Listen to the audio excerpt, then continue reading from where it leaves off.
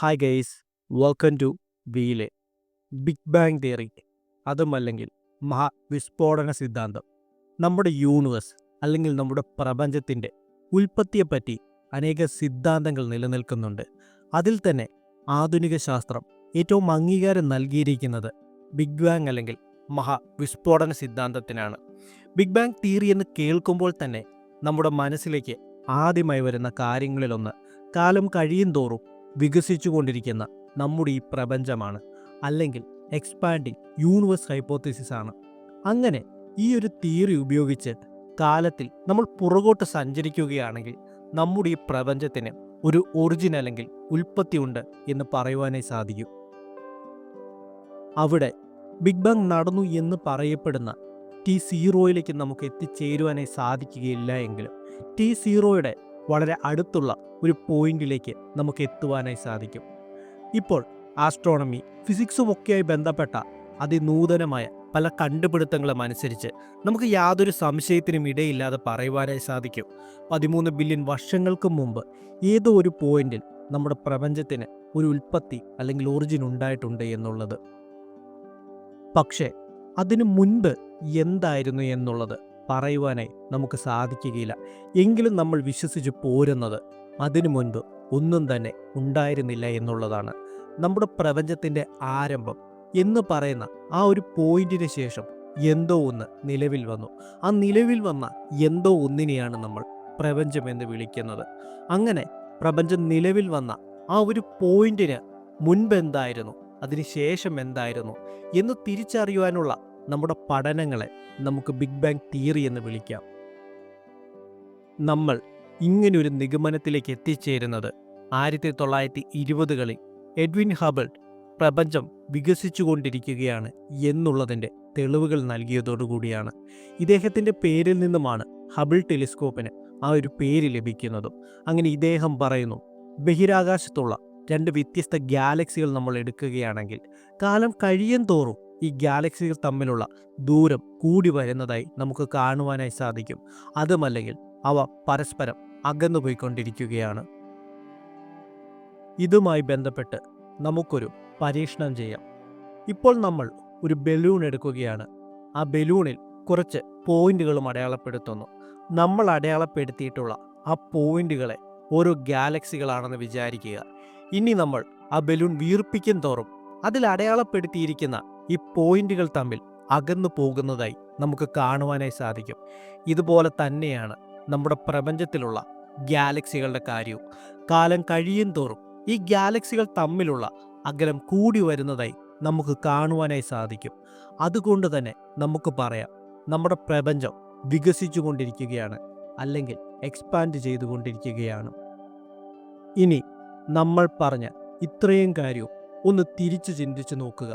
കാലം മുൻപോട്ട് പോകുമ്പോൾ, അല്ലെങ്കിൽ സമയം മുൻപോട്ട് പോകുമ്പോൾ പരസ്പരം അകന്നു പോയിക്കൊണ്ടിരിക്കുന്ന കുറേയധികം ഗാലക്സികൾ, അങ്ങനെയെങ്കിൽ സമയത്തെ പിന്നോട്ടാക്കുകയാണെങ്കിൽ ഇവ പരസ്പരം അടുത്തു വരുന്നതായി നമുക്ക് കാണുവാനായി സാധിക്കും. അങ്ങനെ അടുത്തു വന്ന് അവസാനം അവയൊരു സിംഗുലർ ആറ്റത്തിലേക്കും എത്തിച്ചേരുന്നതായി നമുക്ക് കാണുവാനായി സാധിക്കും. ഈ സിംഗുലർ ആറ്റം എന്ന് പറയുന്നത് നമുക്ക് ചിന്തിക്കുവാൻ സാധിക്കാത്ത അത്രയും ചെറിയ വോളിയമുള്ള, തീർത്തും ചെറുതായ, ഇൻഫൈനൈറ്റ് ആയിട്ടുള്ള ടെമ്പറേച്ചറുള്ള, ചിന്തിക്കുവാൻ പറ്റാത്ത അത്രയും താപനിലയുള്ള, അത്രയും സാന്ദ്രതയുള്ള ഒരു വളരെ ചെറിയൊരു പോയിന്റ് എന്ന് നമുക്ക് വിലയിരുത്താം. ഇത് എവിടെ നിന്ന് രൂപം കൊണ്ടു എന്നുള്ളതോ എങ്ങനെ ഇത് രൂപം കൊണ്ടുവന്നു എന്നുള്ളതിനോ യാതൊരു തെളിവുകളോ അറിവുകളോ നമ്മുടെ പക്കലോട്ട് ഇല്ലതാനും. ഇനി ഇതിനെ നമുക്കൊരു തമോഗർത്തത്തിൻ്റെ കേന്ദ്രവുമായി താരതമ്യം ചെയ്യുകയാണെങ്കിൽ തമോഗർത്തങ്ങളുടെ മധ്യഭാഗം, അല്ലെങ്കിൽ അതിൻ്റെ സിംഗുലാരിറ്റി, പദാർത്ഥങ്ങളെല്ലാം സ്ക്വാഷ് ചെയ്ത് ഒരു ഇൻഫൈനൈറ്റ് ഡെൻസിറ്റി ഉള്ള ഒന്നുപോലെയാണ് ഇരിക്കുന്നത്. അതുപോലെ തന്നെയായിരുന്നു നമ്മുടെ സിംഗുലർ ആറ്റവും അന്ന് നിലനിന്ന് പോന്നിരുന്നത്. ഇവിടെ ഊർജം മാത്രമേ ഉണ്ടായിരുന്നുള്ളൂ. 10⁻32 കെൽവിനായിരുന്നു അന്ന് അവിടെ ഉണ്ടായിരുന്ന താപനില. ഈ താപനിലയിൽ പദാർത്ഥങ്ങൾ നിലനിൽക്കുകയില്ല.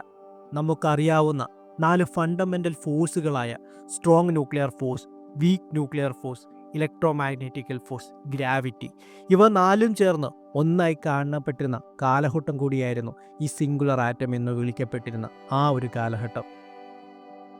അങ്ങനെയുള്ള ഈ ടൈനി സിംഗുലർ ആറ്റത്തിനുണ്ടായ എന്തോ ഒന്നിനെയാണ് നമ്മൾ ബിഗ് ബാങ് എന്ന് വിളിക്കുന്നത്. ഞാനിവിടെ എക്സ്പാൻഷൻ എന്നോ എക്സ്പ്ലോഷൻ എന്നോ ഈ രണ്ട് വാക്കുകൾ ഉപയോഗിക്കുന്നതിന് പകരമായി എന്തോ ഒന്ന് എന്നാണ് പറയുന്നത്. അതിന് കാരണം നമ്മളിപ്പോൾ ഒരു പടക്കം പൊട്ടിത്തെറിക്കുന്നത് വിചാരിക്കുക. ഒരു പടക്കം പൊട്ടിത്തെറിക്കുന്ന സമയത്ത് അവിടെ ഒരു എക്സ്പാൻഷനും അതുപോലെ തന്നെ എക്സ്പ്ലോഷനും ഉണ്ടാകുന്നുണ്ട്. ആ പടക്കത്തിനുള്ളിലുള്ള വസ്തുക്കൾ ചിന്നിച്ചിതറുന്നതിനെ നമുക്കതിൻ്റെ എക്സ്പാൻഷൻ എന്ന് വിളിക്കാം. പക്ഷെ നമ്മുടെ ബിഗ് ബാങ് എന്ന് പറയുന്നത് വളരെ യുണീക്കാണ്. കാരണം അവിടെ ഒരു എക്സ്പാൻഷൻ നടന്നിട്ടില്ല എന്നുള്ളതാണ് യാഥാർത്ഥ്യം. കാരണം എക്സ്പാൻഷൻ നടക്കണമെങ്കിൽ അവിടെ ഒരു സ്പേസിൻ്റെ സാന്നിധ്യം വേണം. നമ്മുടെ ശാസ്ത്രലോകം വിശ്വസിച്ച് പോരുന്നത് നമ്മൾ ഈ പറയുന്ന സ്പേസ് ഉണ്ടാകാനുള്ള കാരണം തന്നെ യഥാർത്ഥത്തിൽ ബിഗ് ബാങ് ആണ് എന്നുള്ളതാണ്. അങ്ങനെയുണ്ടായ ഈ പ്രപഞ്ചത്തിൻ്റെ അല്ലെങ്കിൽ യൂണിവേഴ്സിൻ്റെ വലിച്ചു നീട്ടലിനെയാണ് നാം എക്സ്പാൻഡിങ് യൂണിവേഴ്സ് എന്ന് വിളിക്കുന്നത്. അവിടെ പ്രപഞ്ചം എക്സ്പാൻഡ് ചെയ്യുന്നതല്ല, പകരം അതൊരു വലിച്ചു നീട്ടപ്പെടുകയാണ് യഥാർത്ഥത്തിൽ ചെയ്തുകൊണ്ടിരിക്കുന്നത്. അല്ലെങ്കിൽ അതിനൊരു സ്ട്രെച്ചിങ് ആണ് നടക്കുന്നത് എന്ന് നമുക്ക് പറയാം.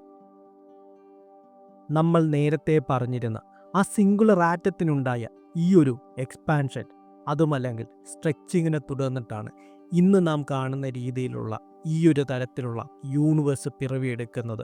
അതോടുകൂടി ടൈം, സ്പേസ്, മാറ്റർ ഇവ മൂന്നും രൂപം കൊള്ളുകയും അങ്ങനെ നമ്മുടെ യൂണിവേഴ്സ് ഒരു ബിഗ് ബാങ് നടന്ന ഫ്രാക്ഷൻ ഓഫ് സെക്കൻഡ് കൊണ്ട് തന്നെ ഒരു സിംഗുലർ ആറ്റത്തിൻ്റെ വലുപ്പത്തിൽ നിന്നും ഒരു ഗാലക്സിയുടെ അത്രയും വലുപ്പമുള്ള യൂണിവേഴ്സിലേക്ക് അത് സ്ട്രെച്ച് ചെയ്യപ്പെട്ടു, റാദർ എക്സ്പാൻഡ് ചെയ്യപ്പെട്ടു എന്ന് നമുക്ക് പറയാം. പിന്നീട് ഈ ഒരു എക്സ്പാൻഷൻ വലിയ രീതിയിൽ തുടർന്നു പോരുകയും ഇന്ന് നമ്മൾ ഈ വീഡിയോ ഡിസ്കസ് ചെയ്യുന്ന ഈ ഒരു സമയത്ത് കൂടി നമ്മുടെ പ്രപഞ്ചം വികസിച്ചു കൊണ്ടിരിക്കുകയാണ്. നമ്മൾ വിശ്വസിക്കുന്നത് ബിഗ് ബാങ് എന്ന് പറയുന്ന ഈ ഒരു പ്രതിഭാസം നടക്കുന്നത് ഇന്നേക്ക് 13.7 ബില്യൺ വർഷങ്ങൾക്ക് മുന്നേ ആണെന്നാണ്. അങ്ങനെ ബിഗ് ബാങ് നടന്ന ആദ്യ സെക്കൻഡിൽ തന്നെ കുറേയധികം ഊർജം ആൻറ്റി മാറ്ററും അതുപോലെ മാറ്ററുമായി രൂപമാറ്റപ്പെടുകയുണ്ടായി. നമുക്കറിയാം ഇവ രണ്ടും പരസ്പര വിരുദ്ധമായവയാണ്. ആയതിനാൽ തന്നെ രണ്ടും കൊളൈഡ് ചെയ്യുകയും ആൻറ്റി മാറ്റർ നശിച്ചു പോവുകയും മിച്ചമുണ്ടായിരുന്ന മാറ്റർ സർവൈവ് ചെയ്യുകയും ചെയ്തു. ഇതിന് ശേഷമാണ് മോസ്റ്റ് സ്റ്റേബിൾ പാർട്ടിക്കിളുകളായിട്ടുള്ള പ്രോട്ടോൺ പോലുള്ളവ രൂപം കൊള്ളുന്നതും ഇതിനും ഏകദേശം 3 മിനിറ്റുകൾക്കപ്പുറം താപനില 1 ബില്യൺ ഡിഗ്രി സെൽഷ്യസിലേക്ക് താഴേക്ക് പോരുകയും പ്രോട്ടോണും ന്യൂട്രോണും കമ്പൈൻ ചെയ്തുകൊണ്ട് ഹൈഡ്രജനും ഹീലിയം ന്യൂക്ലിയസും ഫോം ചെയ്യുന്ന രീതിയിലേക്ക് താപനില താഴേക്ക് എത്തിച്ചേരുകയും ചെയ്തു. അങ്ങനെ പതിയെ പ്രപഞ്ചത്തിൻ്റെ താപനില 4000 ഡിഗ്രി സെൽഷ്യസിലേക്ക് എത്തിച്ചേരുകയും ആറ്റോമിക് ന്യൂക്ലിയസുകൾക്ക് ഇലക്ട്രോണിനെ ക്യാപ്ചർ ചെയ്തുകൊണ്ട് ഒരു ഫുൾഫിൽഡ് ആറ്റമായി രൂപം കൊള്ളുവാനുള്ള സാഹചര്യം വന്ന് എത്തുകയും ചെയ്തു. ഇതിന് ശേഷമാണ് യൂണിവേഴ്സ് ട്രാൻസ്പെറൻ്റ് ആവുകയും ഹൈഡ്രജൻ ഹീലിയം ഗ്യാസ് ക്ലൗഡുകൾ രൂപം കൊള്ളുവാൻ ആരംഭിക്കുകയും ശേഷം നെബുലാർ ഹൈപ്പോത്തിസിസ് പോലെയുള്ള കാര്യങ്ങൾ അരങ്ങേറുന്നതും. അങ്ങനെ ബിഗ് ബാങ് തിയറിയിലേക്ക് നമുക്ക് എത്തിച്ചേരുവാനായി നമ്മളെ സഹായിച്ചിട്ടുള്ള മറ്റ് പല കാര്യങ്ങളുമുണ്ട്. ഇപ്പോൾ വിദൂരത്തുള്ള ഗാലക്സികളിൽ നിന്നും വരുന്ന പ്രകാശത്തിൻ്റെ റെഡ്ഷിഫ്റ്റിൻ്റെ തോത് അളക്കുന്നതും കൂടാതെ ആൽബർട്ട് ഐൻസ്റ്റീൻ്റെ ജനറൽ തിയറി ഓഫ് റിലേറ്റിവിറ്റിയും ക്വാണ്ടം മെക്കാനിക്സും എല്ലാം ബിഗ് ബാങ് തിയറിയിലേക്ക് എത്തിപ്പെടുവാനായി നമ്മളെ സഹായിച്ചിട്ടുള്ള വസ്തുതകളാണ്. നമുക്കിത് ഒത്തിരി ഡീറ്റെയിൽ ആയിട്ട് പോവുകയാണെങ്കിൽ ഈ വീഡിയോയുടെ ലെങ്ത് വളരെ കൂടും. അപ്പോൾ അതുകൊണ്ട് തന്നെ ബിഗ് ബാങ്ങിൻ്റെ സെക്കൻഡ് പാർട്ടായിട്ട് നമുക്ക് മറ്റൊരു വീഡിയോയിൽ ബാക്കി ഡീറ്റെയിൽ ആയിട്ടുള്ള കാര്യങ്ങളിലേക്ക് നമുക്ക് പോകാം. അപ്പോൾ ഞാൻ ഈ വീഡിയോ കൺക്ലൂഡ് ചെയ്യുന്നതിന് മുമ്പ് നമ്മുടേത് വളരെ ചെറിയൊരു ചാനലാണ്. നിങ്ങളുടെയൊക്കെ സപ്പോർട്ട് ഉണ്ടെങ്കിൽ മാത്രമേ നമുക്ക് മുൻപോട്ട് പോകുവാനായിട്ട് സാധിക്കുകയുള്ളൂ. വീഡിയോയിൽ എന്തെങ്കിലുമൊക്കെ പോരായ്മകളുണ്ടെങ്കിൽ ഡെഫിനറ്റ്ലി കമൻറ്റ് ചെയ്യണമെന്നും എന്തെങ്കിലുമൊക്കെ അഭിപ്രായങ്ങളുണ്ടെങ്കിൽ രേഖപ്പെടുത്തണമെന്നും ഞാൻ നിങ്ങളുടെ അടുത്ത് റിക്വസ്റ്റ് ചെയ്യുകയാണ്. അപ്പോൾ നമുക്ക് അടുത്തൊരു വീഡിയോയിലൂടെ കാണാം. Tata, bye bye.